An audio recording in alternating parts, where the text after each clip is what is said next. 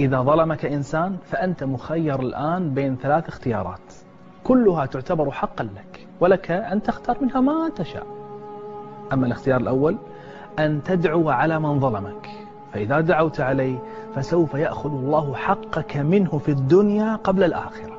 قال صلى الله عليه وآله وسلم: دعوة المظلوم مستجابة وإن كان كافرا وإن كان فاجرا.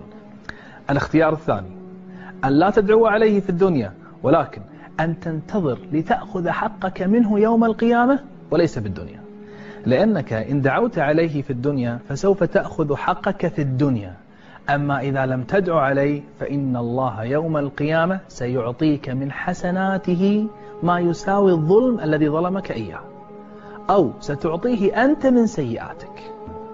ما هو الاختيار الثالث؟ الاختيار الثالث هو أن تعفو عمن ظلمك.